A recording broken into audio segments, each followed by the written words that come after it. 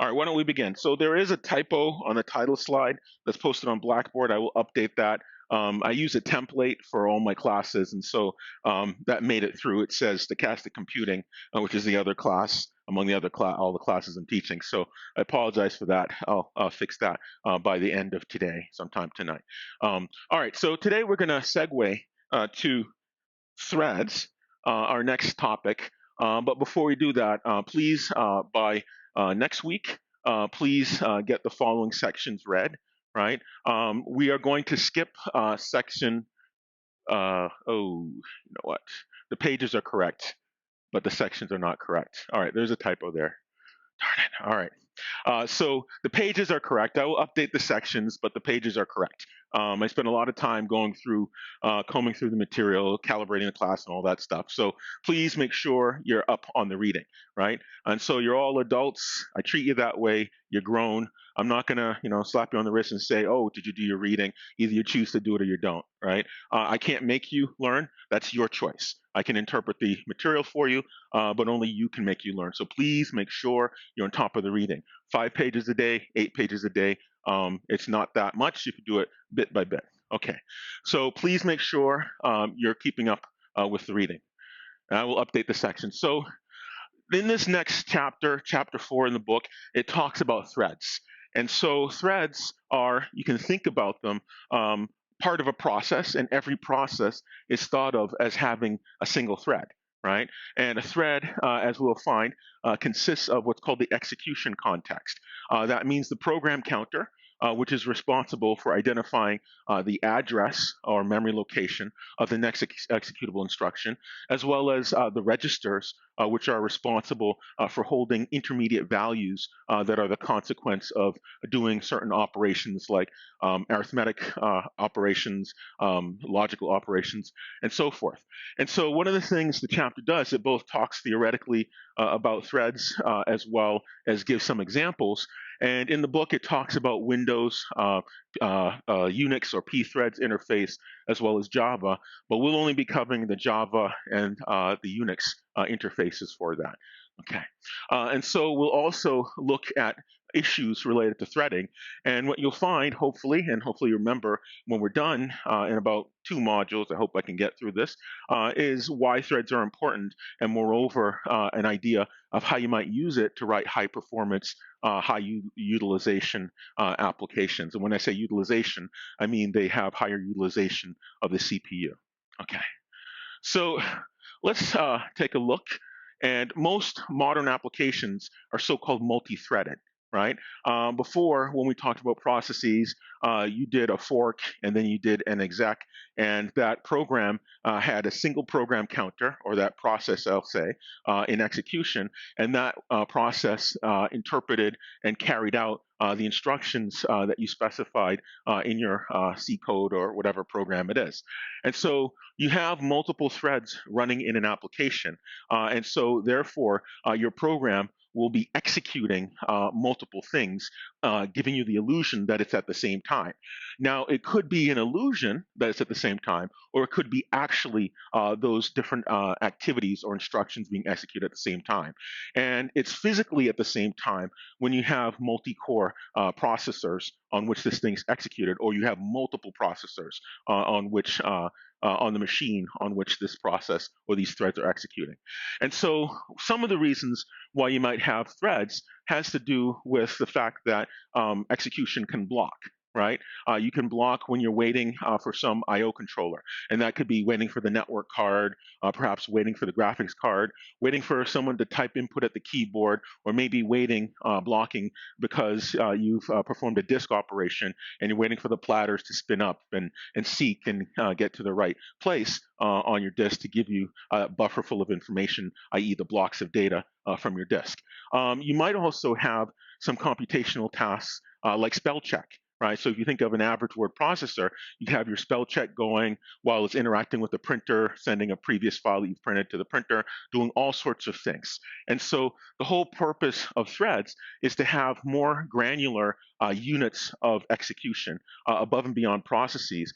And essentially what they did when they created threads, or when threads were created, they took that portion of the process that's responsible for the physical execution of instructions, and they replicate it. And we have a diagram for that. That's actually from the book. Okay, so this is what it looks like, and in a single process. So now we won't talk about processes in the same way. We'll call it a single-threaded process. Now, a single-threaded process is nothing more than a process, right? You fork it, you exec it programmatically, and now you can execute instructions, i.e. your process or program in its executable state. And we said what is needed, of course, if you look at the program itself, you need the instructions, right? That's the actual code itself in its binary form that has been loaded into RAM by your program loader. Then you also have data, right? That data could come from a disk or off machine, maybe through the network card, or it could just be data that's in your program itself, right? Whether it's allocated through the heap or it's static data. And you also have the file system, right? Your program can interact with files. And so in addition to that, you have stuff that's on the CPU or is managed through the CPU. You have your register file. As we said before, the register file is responsible for posing intermediate values. You can think of it as storage or a type of storage, and the storage is very fast. It's on the CPU, and it's used to store intermediate values. You also have the stack. And the stack, as we had said before, is used to dynamically allocate, and it's done for you, local variables as well as parameters for functions, the so-called automatic allocation of data. All right, it's done for you as a consequence of writing your program. And so these registers, the program counter, and the stack represent the execution context, because those three items give you the ability to call functions, to return from functions, and to interpret instructions for the code or within the code. Okay, so that so-called single-threaded process, or process as we have been calling it, if you take these pieces, the registers, the program counter, and the stack, and you replicate them, you can now have more than one stream of execution, right? So if you take the diagram on the right, your right, each so-called thread represents a replicated execution context. And as such, each one can be scheduled by the scheduler, right? So brought from a waiting state or ready state to the running state, right? So here now, we're taking our execution context, or those pieces of information responsible for giving us execution, and we're replicating it, and each one is called a thread. Okay. Any questions about this? Does that make sense? So certainly at the API level, system call level, you're going to have a different system call to invoke one of these threads, because you can't make double duty of the one to create processes, because processes and threads are very different. As you'll notice here, each of these execution contexts or threads shares information. They share the code, so it's the same program itself. They share data, right? So they're all seeing the same memory that's allocated and all the stuff that's on the heap, and the same set of files that are open. But the only difference is each one of these streams of executions is a separate execution, and it can be scheduled. Now, we'll see in a couple more slides, or maybe towards the middle of today's material, that these execution contexts can be scheduled in one of two different ways. Something we'll call kernel threads, and something we'll call user level threads, and we'll get into that when the time is appropriate. But nonetheless, a thread is nothing more than a set of individual execution contexts, so that your program can, in effect, do multiple things at the same time. And that can be physically at the same time if you have more than one core on your CPU, or it can give you the illusion of at the same time as these things are getting amounts of time by the scheduler on the CPU. Okay? All right. So let's take a look at why threads exist. And so when you create a process, right, you're replicating everything in the PCB. You're making an exact copy of the program that's running. And so as we had discussed before, programmatically you call fork, and you get two copies. One copy is the parent and one is the child. So when you do that, you're actually making a copy for forking a process of the entire thing, not just the execution context, but all the code, all the data, and all the file handles that are open, right? That's a very expensive process, because you can imagine, let's say you have a database application, right? And you fork your database application, and it just happens to have a lot of stuff in memory, a lot of data, right? So that's a very heavyweight process, because now you have to make an entire copy of that PCB, and it looks like it's an entirely separate copy of your program. So every time you call fork, right, the burden on your machine is 2 times the resources that that process takes up. Now, of course, we said for the example of a browser, you might have 2 processes, one to update the display and one to interact with the network card. So if you want to do one copy to interact with the display and one copy to interact with the network card, you don't need to copy all the code, the data, and the files. Really, what you need is another execution context. And so that's why threads were born, to have a lighter weight way to do 2 things at the same time, so to speak, without paying the cost of having to copy all the resources that this process has consumed. So process creation is very heavyweight, right? And thread creation is very lightweight, because if you think about what it means to create another thread, and I'll flip back one more time, if you create a second thread, all you're creating is a new data structure that has enough space to store the register information, the stack pointer, which is just a memory location, memory address, and the program counter, which is just a register. So you have 3 small pieces of information that you're copying rather than copying all the code, data, and files. Right? So you can imagine something like Microsoft Word or a database or even a browser, right? That's a lot of code on board. So rather than copying all that code, data, and files each time you want to do a second activity, you're just copying the smaller amount of information, which represents those pieces that are associated with information on the CPU associated with the stream of execution. So thread creation is much lighter weight, but moreover, it also simplifies your code. You saw the example when we did the fork. You have to kind of think kind of like your dual personality, right? You have to think in terms of, what if I were the child? What if I were the parent? And that's a little bit weird, right? When really what you want to do is think in terms of each one of those activities that you want your code to carry on.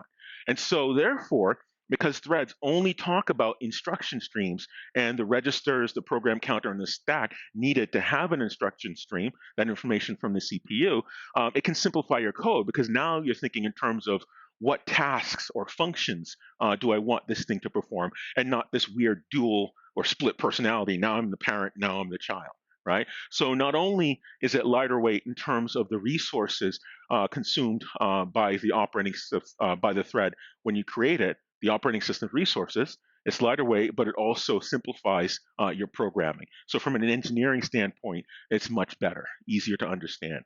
And so operating system kernels generally are multi-threaded, and if you think about it, there's a lot of stuff that OS kernels have to do at the same time. It has to check all the I/O devices. It has to schedule processes. It has to interact with the file system. It has to do all sorts of stuff, and the only way to really accomplish that simply is through threading, because you could imagine if you had 6 or 7 copies of your whole operating system running, that would consume more memory than you have on most machines, right? And that would be very inefficient.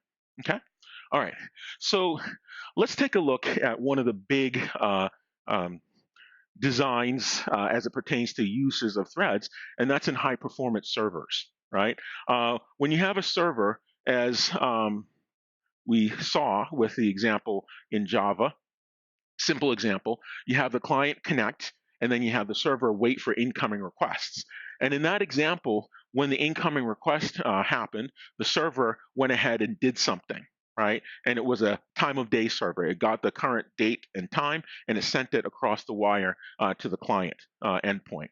So in that case, every time we're in the server might sit in a loop, a tight while loop, and again and again and again, listen for the next incoming request, listen for the next incoming request, listen for the next incoming request, and service each one in kind.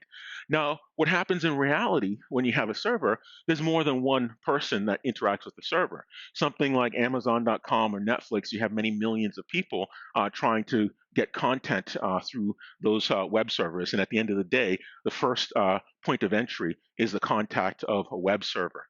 So with threading, what you do is each time this server gets an incoming request, rather than servicing that request, it creates a thread, and it's that thread's responsibility to service that request, and the server process goes back to listening for incoming requests. So in essence, the server is saying, while I will pay attention to the incoming request, every time I get a request, I have a thread that's going to handle that incoming request, and I go back to listening to see if any new person is trying to contact me, right?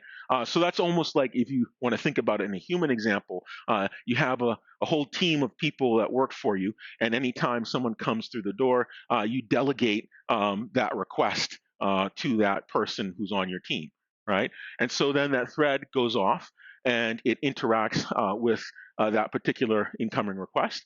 And then that thread either exits or comes back to the main thread for the server and says, okay, what's my next task that you want me to handle? Right? And so this is in contrast to creating multiple processes, because again, if the server forked itself each time an incoming request occurred and had the child process go and interact with that client to service that incoming request, you would have the server, if you had 10 incoming requests, you'd have 10 copies of this server process running, right? So imagine, anytime you wanted to, do something like stream music or whatever, you ran another copy of that music program, you'd run out of memory very quickly because you're copying or instantiating another copy of all the resources that thing is using. So this threading is very highly used if you want to create high performance servers, because each one of these execution contexts is used to handle an incoming request. It's much more lightweight and therefore more scalable, right? So the burden with the servicing of each coming request in terms of resources on the operating system is just a set of register file, a variables to store register file, stack pointer, and program counter, right? Much smaller than copying all the code and all the data that that program might have used. Okay. Any questions about this? Does that make sense? And we'll actually today see an example of the POSIX Threads or Pthreads interface. Okay, so what are the benefits?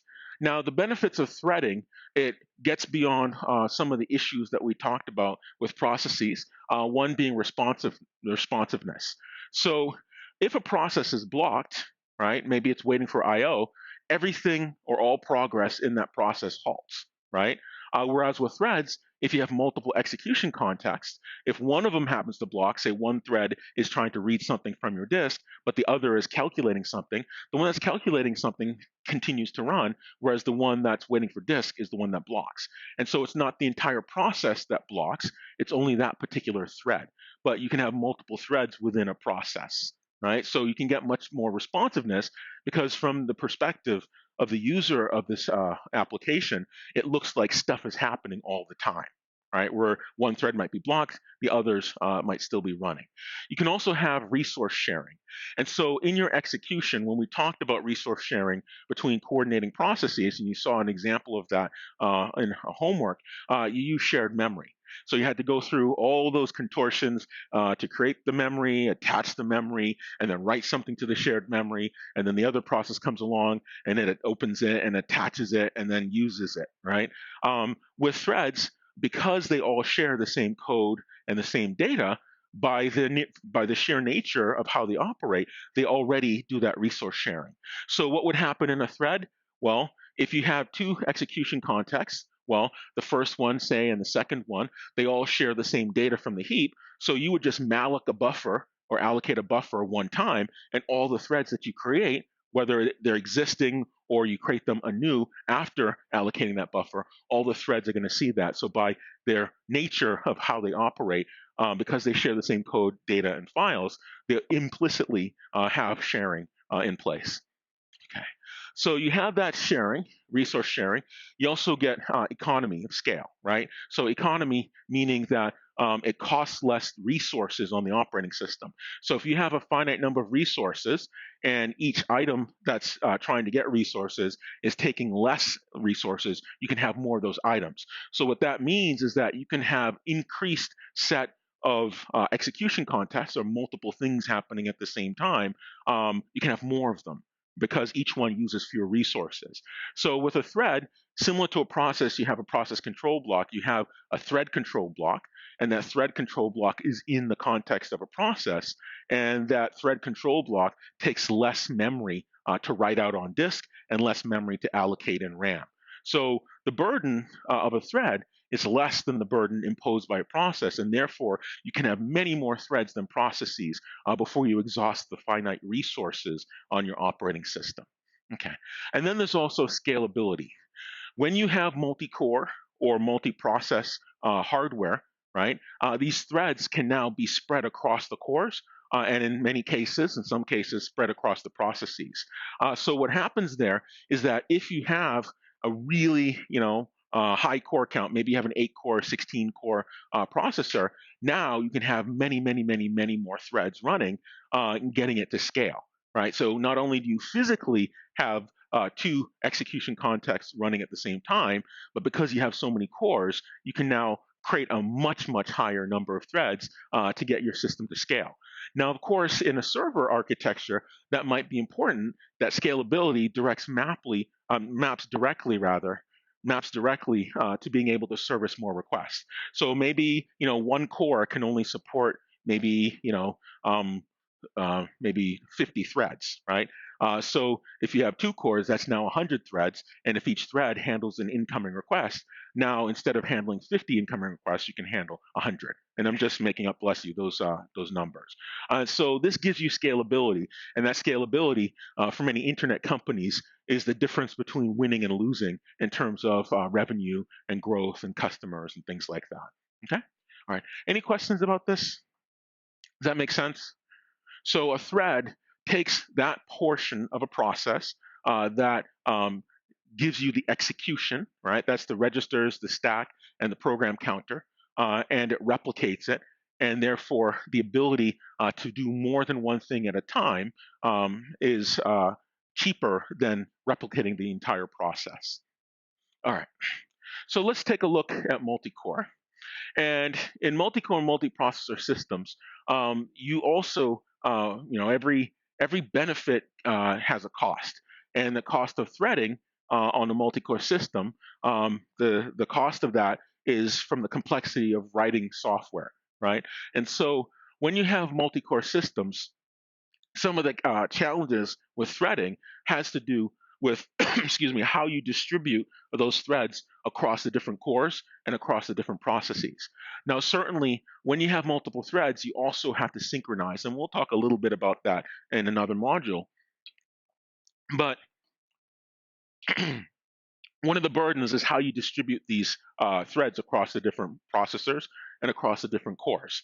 And so this means if each thread represents an execution context, you call it an activity or a function, how do you chop up your program, or how do you write your program as a set of functions that could run at the same time, right? So now you have to think differently about your software. Now, suppose, if you're writing something like a word processor, certainly that activity of drawing the screen, that could be one function that you call in your code. And that activity maybe of running spell check, that could be another function that you call. So now instead of thinking of your program as one holistic thing, you have to think of your program as these parts or these functions or tasks or subtasks that you can execute at the same time. Now, not all parts of your program are going to be parallelizable, are going to be such that you can think of them as these pieces that you run at the same time. Right? And that's fine, but you still need to think about that if you want to take advantage of the benefits afforded to you by multiple threads. And so this idea about how you divide up your program is an interesting one when you want to take advantage of multiple threading. Then there's also balance, right? How do you put 2 units of work in one task and 1 unit of work in another? How do you divide this work up, not only just which things can you run at the same time? And then there's also data splitting. Right? How do you divide up the data, the actual work? So if you're trying to sort a list, yeah, you can divide that up. And then the 2 parts of your list, if you're dividing into 2, you compare those 2 items, you're finding the max item or the min item. But if you're sorting in alphabetic order 2 lists, it's harder to chop that up, right? Because you can have alphabetical sort for one half of a list and another, and now you have to stitch them together. It's like doing that work all over again, right? So that's not as amenable to dividing up the data. So you really also, when you're doing threading, have to think about how you divide up your data. And so the other one is dependency. If you're going to divide up a task and have each task executable by a different thread, does one task, its outcome, require the outcome of another task. If that's the case, you can't run them at the same time. There's a sequential dependency, right? And if you have dependency, yeah, you can divide it up, but you really need to think of, in dividing it up, are you making things worse or are you making things better? Okay? All right. And then lastly, testing and debugging, right? If you're testing and debugging threads, modern debuggers certainly support threading, and now you have to set breakpoints in each thing, and then you have to manage that yourself. Things like NetBeans, things like Eclipse, most popular IDEs, the Microsoft products and the Apple products, they all support the debugging of threads, but it's a lot harder for the human being to debug it because now you have to manage all of those concurrent activities that can occur. Okay. All right. Any questions about this? Make sense? All right. So there are two aspects of this chopping up of a problem into pieces. One is called parallelism, and the other is called concurrency. Now, parallelism means that physically that you can perform multiple tasks at the same time. And you typically get parallelism when you have more than one core or more than one CPU, right? Concurrency is what happens when you schedule stuff from a ready queue, right? You give the illusion of parallelism, but more than one task is making progress because each task in the ready queue is getting some unit of time on a single CPU, right? So concurrency means everyone makes some progress a little bit at a time, right? One after the other after the other.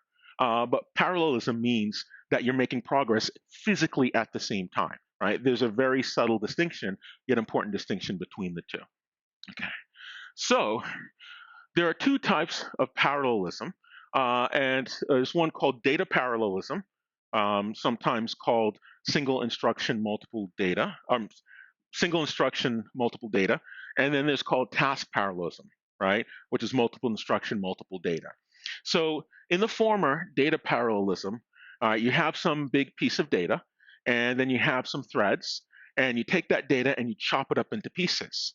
Now you have to make sure these pieces can stand independently from one another, but nonetheless, each piece is going to be associated with a thread, and each one of those threads is going to execute in parallel on a different core in a multi-core machine.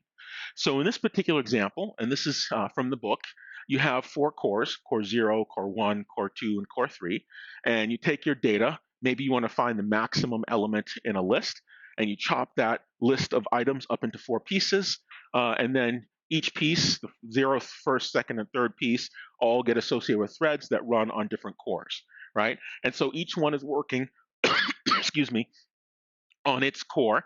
And when they finish, you've now sped up that computation because each thread has less work to do versus if you only had a single thread that had to operate on the full data set. Okay?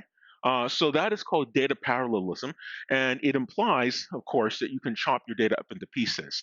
And certainly in the example I gave, each one of those pieces, you're going to have to aggregate the max and then compare them with one another, and that's fine.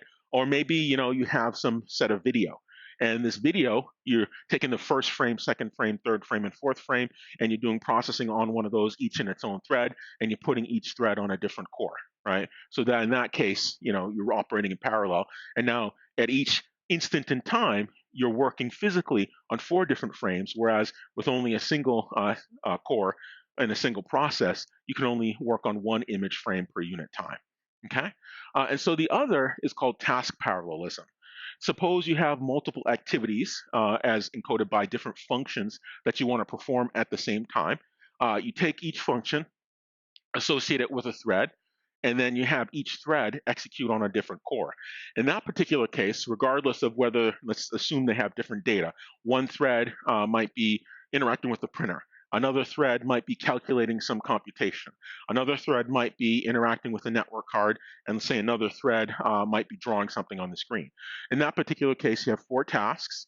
each with 4 different pieces of data, and now those tasks are proceeding in parallel because each one is executing physically on a different core.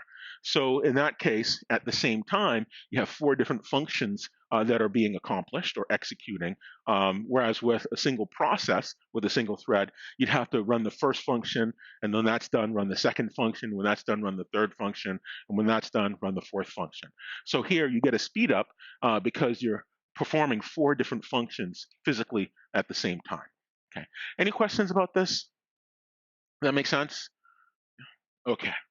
So we have data parallelism and we have task parallelism. And of course, depending on your program, right, if you're going to take advantage of data parallelism, you have to think long and hard about your data and if you can actually chop it up like this. And with task parallelism, you have to take all the functions of your program, look at the dependence, i.e. the inputs it needs, each needs, and the outputs they generate, and then divide it up into different tasks and then associate them with threads. Now that dependence is really, really important in task parallelism. It is in data parallelism as well, but for task parallelism, you can't run 2 functions concurrently if one depends on the outputs of another, right? It just can't happen because it'll just block and say, okay, I'll wait for the output of another. So it's really important not just how you chop up your tasks, but also to look at the dependence, the inputs and the outputs for each of those tasks, and to see if one depends on the other. Because some things just cannot be parallelized. Okay. Any questions about this? Okay. So certainly, as the number of threads that you can support grows, right, you need some other tools to make things a little bit faster, right? And modern processors will support threads in hardware, right, called hardware threads. And of course, when you have anything supported in hardware or implemented in hardware, it's going to be much, much faster. And certainly, hardware threads are limited, but they're very, very fast instead of having threads that are implemented purely in the operating system. And so if you read a chip spec from any modern processor, they'll actually tell you how many hardware threads are supported on each of the cores. Okay. So CPUs have cores, and they also have these hardware threads. And a famous example, at least one in the book, is the SPARC. SPARC is the chip architecture that was created by Sun Microsystems, and Sun was bought by Oracle in the late 90s as part of the fallout from the dot-com bust. Okay. So concurrency versus parallelism. Now, let's assume that each function, we'll call that a task, and we know that tasks will sit on the ready queue and they're scheduled for execution. In the single core case, you have time going here from your left to your right, and you have these tasks that are executed on the processor. And as we said, each thread or each task that gets executed on the processor has some amount of time, right? Could be a few milliseconds, could be less, could be more, depending on the operating system and the processor. And then once that time has expired, it's kicked off, goes back into the ready state, and then the next one is selected from the ready queue. And so as such, if you have say 4 tasks on your ready queue, first task 1 gets executed, it gets kicked off, then task 2, 3, and 4, and then 1, 2, 3, 4, 1, 2, 3, 4 in a round robin, as it's called, fashion. When we get to process scheduling, we'll talk more about the different types of scheduling disciplines, as it's called. But here we have 1, 4, 3, 2, 1, 1, 4, 3, 2, 1, and so forth. And so, rather, 1, 2, 3, 4, 1, 2, 3, 4, and so forth, going from left to right. And so, in that particular case, in the unit of time, let's say that spans this amount, right? Each one of those tasks makes some progress, right? Each one makes some amount of progress, which is delta t, the amount of time each executes on the CPU, times the number of times that it gets put on the CPU, right? But in that case, each one makes progress, but they're not physically running at the same time, right? That's called concurrency, that everybody makes progress. Contrast that, excuse me, with parallelism. Now, with parallelism, you need multiple cores or multiple CPUs or multiple processors, as if you want to call it that. And here we have core 1 and core 2. And in this example, task 1 and 3 are scheduled for execution on core 1. So they're on the ready queue associated with core 1, and tasks 2 and 4 are on the ready queue associated with core 2. Now, in that particular case, we're still doing that round robin scheduling, but for core 1, we're giving task 1 some time, task 2 some time, and then task 1, task 1, then task 3, task 1, then 3, then 1, then 3. And then likewise, for core 2, we're giving task 2 some time, task 4, then 2, then 4, then 2, then 4. And if you look at some region of time, well, in this particular case, in the original example, each task gets 25% of the CPU's time, right? Because there are 4 of them that are equal sharing the time of the CPU. And in the latter case, each one of these tasks, tasks 1 and 3, each one gets 50% of core 1's time. And then tasks 2 and 4 each gets 50% of core 2.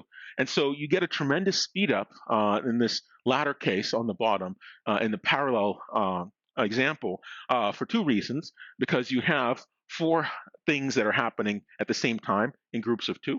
And then also each task on a particular core is getting an increased share of the CPU's time, right? And so not only are you dividing it up so that things are happening physically at the same time, but you're also getting a larger share. So if you look at what happens here, as you go in time from left to right, right, only one thing happens at a time. But here, as you go from left to right, 2 things are happening at a time, right? In addition to each one getting a bigger share in the multi-core example. And so those 2 things contribute to a speed up. So if you have a large problem and you divide the problem up, both either in terms of functions or data, and you have each sub-problem, if you will, or task happening at the same time, a bunch of them at the same time, and then each one also gets a larger share of the processor, you're going to get tremendous speed ups, okay? Any questions about this? And so the first one at the top is concurrency. And so the more tasks you have, the more, in a concurrency scenario, the more things that you have making progress. But the trade-off is, instead of 4 tasks, if I had 8 tasks, instead of 1/4 of the CPU's time, each one would be making progress, getting 1/8 of the CPU's time. And so while there's still kind of a slowdown if you scale the number of tasks in the concurrent example, if you went to 8 tasks and you split them between core 1 and core 2, you still get a speed up relative to the single core case, okay? And so one of the things in practice that you do when you're so-called parallelizing your programs is you want to know, and there are techniques for doing this, for measuring what's called the overhead due to parallelism. Because when you chop something up, right, and execute those pieces on separate cores, part of what you have to do when those things are done is to put those results back together. And if the chopping up and the putting back together takes longer than the speed up that you realize due to the parallelism, then it's not a good thing to do, right? So you have to actually justify whether parallelizing something is a reasonable thing to do. In many cases it is, but you still have to do that analysis. And you can imagine, you go off to industry or what have you, and you're implementing a system, and you say, oh, I have it. I know how we can get our system to scale, or I know how we can get it to be faster. We'll parallelize it. Okay, so you do that, and someone's going to ask you, as we scale this thing, is it reasonable to parallelize? And you have to have an answer for that, right? And the answer is the time it takes to chop it up and to assemble those pieces when they're done, those results, if that is less cost in terms of time than the speed up affords you, then it's worth it. But if the chopping it up and assembling it is far outweighs the speed up, then it's not worth it, right? And it's called the overhead due to parallelism. Okay. Any questions about this? Does that make sense? All right. So there's something called Amdahls Law. And Amdahls Law is sort of a back-of-the-envelope type of calculation that'll tell you whether or not, what this amount of speed up or increase is for parallelizing something. And it's based on percentages, excuse me, and it tells you what speed up you get. Now, your program is divided into 2 parts. There are those parts that must be done sequentially, right? Like reading from a file. You can't read from a file in parallel. That's kind of weird. I mean, theoretically you could, but it would be a little bit of a mess to do so. And there are other parts of your program that you can't do in parallel. There's something that you can do in parallel. So there are things that you can't do in parallel, i.e. they're serial, and there are things that you can do in parallel. Now, when you do things in parallel, you have n, the number of cores that you can use. Now, n you can think of as sort of the degree of parallelism. How many different cores are you going to use kind of translates to the number of pieces, if you will, that you can chop up your problem into, right? Or the number of tasks. And so Amdahls law says your speed up is no more than 1 over s, the proportion of the serial, plus 1 minus s over n, where n is the number of cores or the degree of parallelism. Okay. And so the example they give in the book is, let's say your program, you've done some analysis and you said 25% of my program must be done in serial, meaning you can't parallelize it, and the remaining 75% you can parallelize. If you plug these numbers into Amdahl's equation, it says that the speed up you get is 1.6 times, right? So yeah, that 1.6 is significant enough, because if you imagine it took you, 10 minutes to do something, a 1.6 speed up means it'd be less than 5, right? No, it'd be less than 7.5, okay? And that's a reasonable speed up. But there's a diminishing return on this. If you add so many processors, and Amdahl's law doesn't take that into consideration, that the overhead eclipses the speed up, then it's not worthwhile to do that. But this is kind of back of the envelope from very coarse types of measurements on your program. What the return is, if you will, as you parallelize. And you might also use this type of back of the envelope calculation to say, should I buy a multi-core machine, right? So let's say you have a single core, or let's say you have multi-core and it's 2 cores or 4 cores per processor. Should you spend the extra money, which is significant, to go to 16 cores per processor, right? And if that gives you a bigger speed up, that could translate to being able to service more clients on your server, or being able to stream video more efficiently without dropping frames, for example. And so this has real consequences in an engineering sense, because it does impact your scalability and your efficiency and your throughput. Okay. Any questions about this? Now, you could take in graduate school a whole semester just on how you parallelize things, right? Both from a hardware standpoint as well as a software standpoint. So we're just kind of scratching the surface at this level to expose you to some of these ideas, so if you decide to go further, you'll understand what they are. Okay? All right. Any questions? No questions? Make sense? All right. So there are 2 types of threads. There are threads in user space, so-called user threads, and these act like programs or software, meaning they do not involve the kernel. And there are other threads called kernel threads, and these involve the kernel. Now, when you have threads that are user threads, you can implement these in libraries. And as libraries, well, they don't really involve the kernel. The kernel gives you some unit of time on the processor, and it doesn't care what's happening with your threads if they're user threads, because to the kernel, it just looks like you're an application that's running with a single threaded process, and what you choose to do with that user level thread library is your own business. Okay, that can be very useful. And you also have kernel threads. Kernel threads are seen by the kernel, and therefore it maps to the actual core as is seen by your hardware, right? And so kernel threads is one set of threads seen by the kernel, and user threads are typically in user space completely made available through some library. And so there are 3 major thread libraries they talk about in the book: threading in Windows, threading on Unixes through the POSIX library called POSIX Threads or Pthreads, and then there's also threading in Java. And we will cover Pthreads a little bit programmatically, as well as a Java example, probably on Thursday, the Java. Okay. Any questions? No? All right. So let's take a look at different threading models, how you think about threads.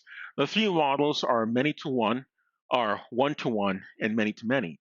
And these models for threading describe the relationship between the user threads implemented completely in application and kernel threads, which are supported by the kernel and therefore map to the actual execution on a core. So In many-to-one, right, we have many threads in user space, but we only have one thread in kernel space.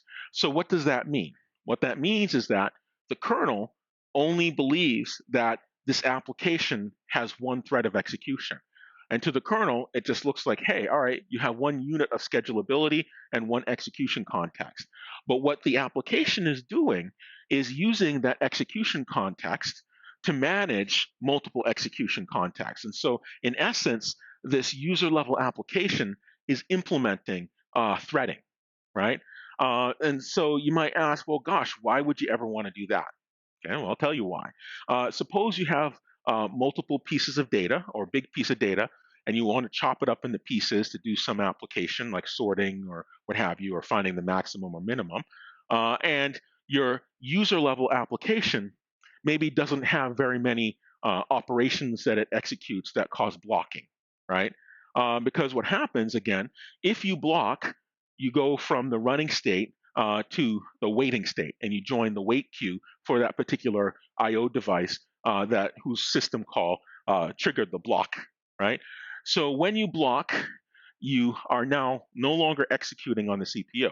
So what happens from the standpoint of the kernel? Well, the kernel thread is actually what touches and interacts with the core.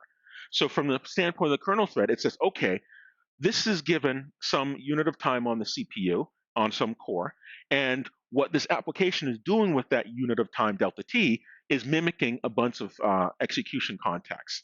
Now, the kernel doesn't know in the case of many-to-one and doesn't care what happens here. All it knows is that if you execute a blocking call, I'm executing a blocking call, and therefore the whole thing is going to block. Now, if you have applications that consist of a lot of tasks where you're not going to do a lot of blocking, well, it would behoove you to do this because from the standpoint of concurrency, you can have multiple tasks making progress, and the kernel just has one unit of schedulability as it pertains to executing on that core for some unit of time, delta t. Does that make sense? But what happens if one of these user level threads says, I'm going to open a file, now all of a sudden this kernel says, the application blocked, so this kernel thread is going to block. So the key takeaway here is to note that this kernel thread is what is actually seen by the core, right? The user thread is just some library that the kernel is running, giving this application time to run. Okay, that makes sense? So we have this many-to-one, and many user level threads are mapped in many-to-one. Here's the many, here's the one. So you have many user level threads mapped to a single kernel thread. Now, the kernel thread is really important to remember is what is seen by the system, right? And so one thread that blocks in your user space, if that blocks, the kernel thread blocks, and therefore the entire thing blocks, the whole application or process blocks. Now, of course, multiple threads in this particular many-to-one, they're not run in parallel. And the reason they're not run in parallel is because the core doesn't see the user threads. The core only sees the kernel thread. Now, if you think of this differently, what if I didn't have any user threads? I just drew a box here and said the application, right? And in that case, you'd say, the application blocked. It just so happens in many-to-one, the application is a threading library that exists in the user level application process. Does that make sense? So when would you use this user level threads, this many-to-one? Well, when you have a lot of tasks that aren't going to block very much, a lot of compute intensive tasks. Okay? All right. So these threads, these user level threads, they're not going to run in parallel because only the kernel thread is seen by the core. And so very few systems use this model, and this was actually an early incarnation of threading, right? You started out with user level threads. And the reason for this, partially, it was because the hardware didn't yet support all this sophisticated hardware level threading. And it was a lot simpler because the application, you just included a library, and it was easy enough to implement that way because you just distribute a library, and it just looks like any other, application. So there were some examples of what these user level threads were from GNU and from Sun Microsystems, now Oracle. So now this next model, one-to-one, has a single kernel thread mapped to a single user thread. Now, in that particular case, every single thread as perceived by an application is underlined or backed by a single thread in the kernel. And recall, the kernel level threads are actually seen by the cores, right? And so in this case, the true behavior of a thread, if a single thread blocks, well, that thread is blocked and comes off the ready, goes back onto the ready queue associated with that core. And moreover, if you're on a multi-processor or multi-core system, let's say if you had 4 cores, each one of these kernel threads could be associated with a different core. So you're getting true parallelism in the application layer. And so in this one-to-one, you have one kernel thread, which is seen by the core, associated with one user level thread. So it's a one-to-one relationship. Now, each one maps, and you get a little bit more concurrency. All right, that's good. But you also get true parallelism, and you can get the benefits associated with parallelism, both the speed up and the increased fractional usage of each of those cores. Now, remember, still, each of these threads could be associated with a different task or with a different piece of data associated with your application. So in that particular case, that means part of a single application, i.e. each thread in user space, is now associated with a different core, potentially, right? And if you have hardware threads in your cores, now each one of your tasks in your application is now associated with a hardware-supported thread execution, which is really, really fast, okay? All right, any questions about this? So this one-to-one, yeah, it gives you true parallelism. It also gives you the advantage of threading. And it's supported by most major operating systems, but there's a cost to this. And the cost is, of course, that means if you have an application that has 10 threads, you're now taking up 10 kernel threads and distributing them across different cores. And some systems limit the number of threads that you can actually have because they want to preserve system resources that you can have in a single application. Okay. Any questions about this? Does that make sense? Let me check the time. All right. So then there's the many-to-many model. Now, this many-to-many model is a kind of hybrid. You can have some number of kernel threads mapped to some number of user threads. And typically, it's the case the number of kernel threads is less than the number of user threads. And this is beneficial so that you basically shape the number of threads per application, and you're taking advantage of threading, right? And using less resources from the kernel standpoint as it pertains to the kernel threads. So it might be that maybe the first kernel thread is associated with the first 2 user threads. The second kernel thread is associated with the next 2 user level threads. It all depends on your threading library, but this many-to-many allows you to kind of get some of the benefit of one-to-one without the same cost in terms of resources, and some of the benefit of the many-to-one without the issue of a single block will now stop the entire set of user threads. Okay? All right. Any questions about this? No? All right. So let's take a look at thread libraries. And a thread library is the set of APIs that provides you with the ability to create threads. And a popular one is the so-called POSIX Threads. POSIX is a standard Unix interfaces that's supported on all the major Unixes, whether it's BSD, Berkeley Systems Division, or a Linux, or Unix System 5, which was originally created by AT&T. And so it's very common if you write a program that adheres to the POSIX interface. If you bring that software to another version of Unix, you can just recompile it and it will work. Okay, so this is an example of Pthreads, and I'm going to bring up the Linux in VirtualBox, Ubuntu in VirtualBox, and show you an example of Pthreads. And this is the Pthreads library, and there are 3 main components in Pthreads. There's the create, and then there's the something that looks like the wait, right? So here we have a function prototype, as it's called, that tells you the name of a function, and that's going to be the task that the thread is going to execute.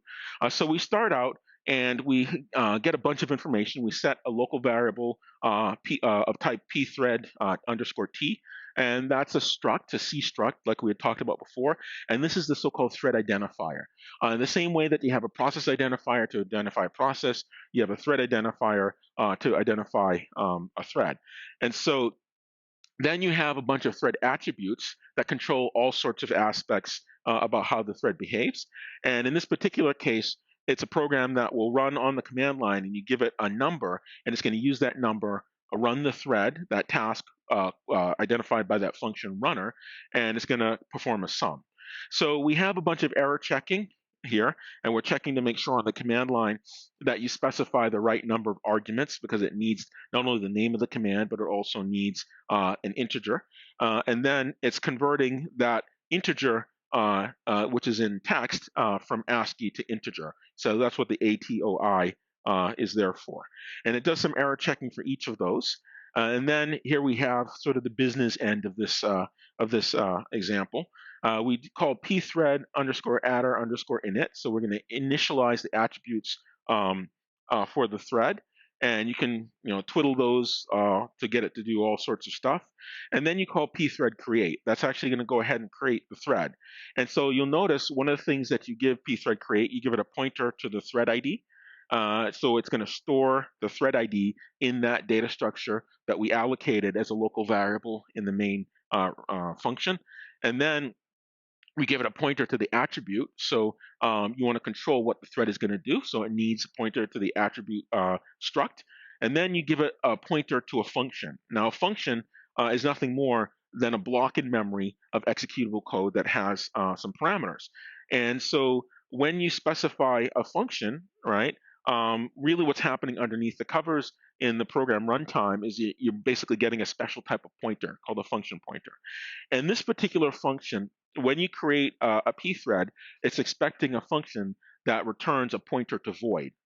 Void is the any type in C, and you just make the assumption that what it's returning is a specific type, right? In this particular case, it's going to be an integer. And then you also specify, when you create the thread, the parameter that you give that thread. Now, that parameter is going to be a pointer to void. Now, of course, you could pass a single parameter. In this case, it's going to be an integer, right? So you're going to change that void pointer for the parameter. You're going to change it. You'll notice it says ASCII to int. It's a string, rather, that has the ASCII code for that integer. It's going to take that, assume it's a string, and then call ASCII to integer, right? But if you had more than one parameter value, you'd give it a pointer to a C struct, and inside that C struct, you would just pick out those pieces of information that you want. So this task, or this runner, is a function, and that function is stylized. It has a pointer to void, and it has a parameter that is pointer to void. And it'll take this parameter, convert it to integer, and then it'll sum, it'll loop some number of times as specified by the parameter, right? So it's going to take the parameter, convert it to integer, call it upper, and then it's going to start at 1, and it's going to keep adding. So if you give it a 2, it's going to add 1 to 2 and return back 3. If you give it a 3, it's going to sum 1 plus 2 plus 3, and it's going to compute that sum. So it's almost like an arithmetic sequence. Okay. And then after that, the thread itself, that task runner, is going to call pthread exit. And that pthread exit is just like exit for a process, only this is a thread. And you'll notice here, when the process that created the thread, the next step it does is pthread join. That it's waiting for the thread to exit, right? So that pthread join is kind of like waiting for a child process. But remember, these are threads. And so this parent process could create all sorts of threads and then do a pthread join on each of these threads. And you'll notice pthread join takes a parameter of thread ID, TID, right? So you're waiting for each thread, that you create, to exit. And then a thread exits in C when you call pthread exit. In Java, it's a lot simpler than that. It's just because the runtime is doing a lot for you. You just break out of that thread. You just return from the thread in Java, and it handles the rest for you. Okay. Any questions about this? All right, let me do a time check. I'm not sure if we're going to finish this today. 10:37. All right, let's see if we can. All right, so let's go out to Linux, and I'm going to run my virtual machine.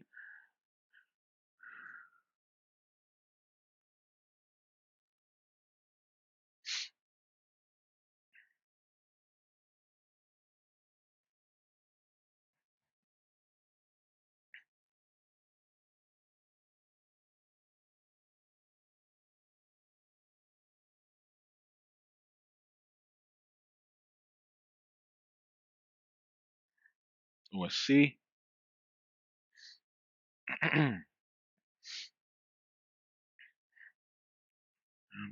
So let's create a terminal.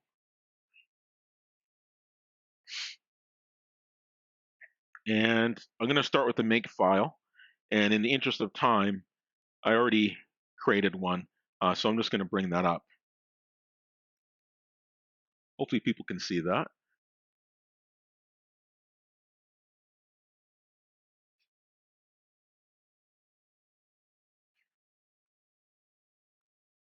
Okay. Let's see if that works. Nope. Let me get rid of the swap file.